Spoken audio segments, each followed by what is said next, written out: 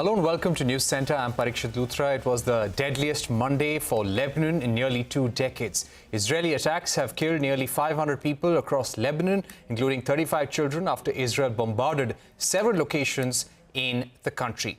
In response to that, Lebanon's Hezbollah fired a barrage of missiles at Israeli air bases. The majority of them were intercepted with no casualties or injuries. According to the Lebanese state news agency NNA, the Israeli military has started another round of airstrikes in eastern Lebanon, and the cross-firing has been continuing. Hezbollah and Israel have been in conflict for decades now, but the fresh cross-border attacks started since the war in Gaza after Palestinian militant group Hamas's deadly 7th October attack on Israel. Israeli Prime Minister Benjamin Netanyahu has told the people of Lebanon that his country is not at war with them, but with Hezbollah. Israel urged Lebanese residents to leave areas where Israel is targeting Hezbollah, particularly in southern Lebanon. I have a message for the people of Lebanon. Israel's war is not with you. It's with Hezbollah. For too long, Hezbollah has been using you as human shields. It placed rockets in your living rooms and missiles in your garage. Those rockets and missiles are aimed directly at our cities, directly at our citizens. To defend our people against Hezbollah strikes, we must take out those weapons. Now, starting this morning, the IDF has warned you to get out of harm's way. I urge you, take this warning seriously. Don't let Hezbollah endanger your lives and the lives of your loved ones. Don't let Hezbollah endanger Lebanon. Please, get out of harm's way now. So what does this mean for the Middle East? Is this exploding into a regional war? Will Israel launch a full-blown military operation into Lebanon like it did in Gaza? To take this discussion forward, we are now joined by Ambassador D.P. Srivastava, former diplomat and distinguished fellow at the Vivekananda International Foundation, and Waiel, Awwad, senior journalist and political analyst. Gentlemen, thank you very much for joining us on the program. Ambassador Srivastava, definitely a worrying situation here in the Middle East. It is being said that the fact that over 500 people have been killed due to airstrikes by the Israel forces, this makes it the deadliest attack and the deadliest conflict since the 34-day war in 2006. Do you think we could see a full-blown war between Israel and Lebanon as a result of what is happening? The Israeli War Cabinet has recently expanded the war aims to include war against Hezbollah in Lebanon. So going by the public statements made by Israel, it's not possible to discount the possibility of a full-scale war. Prime Minister Netanyahu has gone on air to ask Lebanese to evacuate the area. This seems to be a precursor to a ground attack, which requires, clearing out the space for military action. So all indications are that there may be a ground invasion.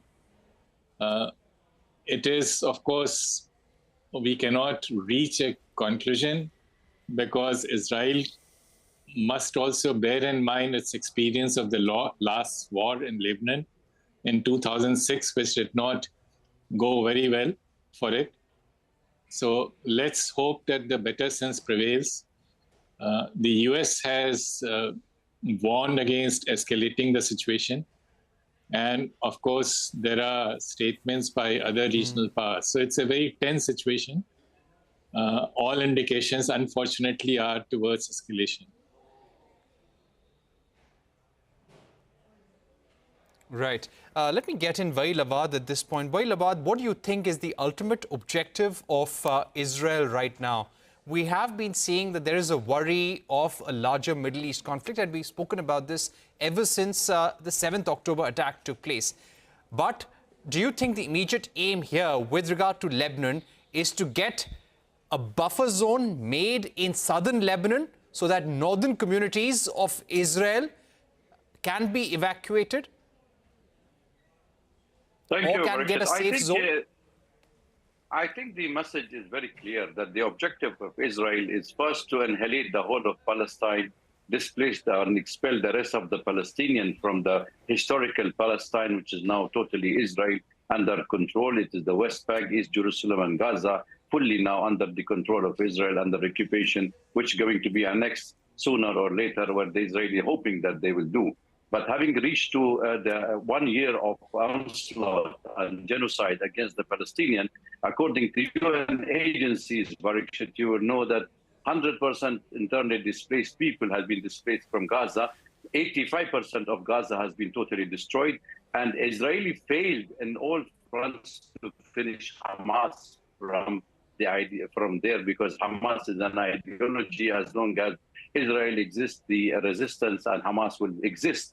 Into Lebanon is another misadventure of Mr. Netanyahu, who is trying to drag the Israelis into a wider war, where he tried against the Iranian when he attacked the Iranian consulate in Syria, and then also when he killed the Palestinian Ismail Haniyeh, and also many of other killing inside Iran. That was the American involvement. So there are diplomatic movement around the world from the United States and the West to avoid a wider war. But Netanyahu knows that as long as he can prolong this war, he can survive. And additional to that, there is another point where Netanyahu have made it very clear to the rest of the world, even the United States, that for the next 45 days, until the election of the American, there is no ceasefire. There is no question of finishing the war on Gaza. There is no question of prisoner exchange. So this wider war is a part of his own objective to stay in office. Right. A wider objective of staying in power. Ambassador Srivastava, if I were to come back to you, when it comes to attacking the Hamas in Gaza, one does understand the larger objective with which Israel began those strikes, and that is to eliminate Hamas for killing hundreds of Israelis and taking at least 200, 300 people hostage. But when you wage a war, an attack of this kind against Lebanon, do you get a sense that Israel is trying to somehow achieve other foreign policy and strategic objectives at the same time with the larger umbrella war between Israel and Hamas in place? Well, there are two aspects to this. On the wider question, let me clarify. Israel has no business to continue to occupy Palestinian lands. And it is Israeli resistance or obstruction to two-state solution which has created the situation in Gaza. Though the immediate provocation came from Hamas, and Hamas's terror attack has to be condemned by all. But at the same time, if you use the same yardstick, in case of Lebanon, Israel has not occupied Lebanese land. The threat has come from Hezbollah, and Hezbollah cannot appoint itself as a regional monitor. Their stated position is that they will continue the rocket barrage as long as Israel is in occupation of Hamas. Now, much as one would condemn Israeli actions in Gaza, this does not give any justification or rationale for Hezbollah to jump into the fray and widen the conflict. Israel, as you know, has a problem that of 60,000 or more people displaced. Now, the second aspect of your question, Israel, and I think there is a widespread belief that Israel is trying to draw America into a war against Iran, and Iran has exercised restraint, very considerable restraint, so that larger problem is there. But so far as Hezbollah and Lebanon are concerned, I think the Israeli actions are, one doesn't like or condone violence, but there's a reason. The provocation has come from Hezbollah.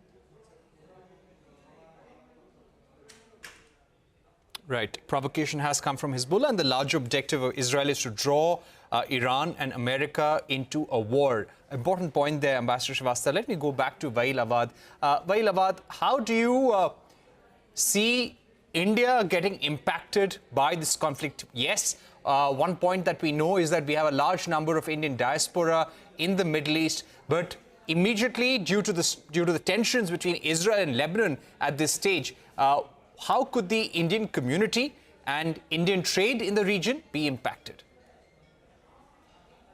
Well, thank you very much. So just let me make a small comment, which I salute Ambassador Srivastava for his point, and I fully endorse whatever he said. Let me add one point here, Parikshit, which is 1982 invasion of Beirut has made the creation of Hezbollah. So Hezbollah is at war with Israel ever since. From skirmish was happening, and we know that Israel still occupied the Sheba farm of Lebanon, and it's under the UN security agents resolution on this regard that they should withdraw, and should also the Hezbollah withdraw from the areas 10, 20 kilometers away from the border with Israel. But I think equal number of Lebanese have been also evacuated from the south, but this sudden attack have left behind 600 dead and 2,000 injured, and particularly among the Shia community. And that is where this sectarian sort of attack by the Israelis just to provoke Iran, to drag Iran into a wider regional war. And this will have a huge impact on India and the rest of the world. The global trade and oil,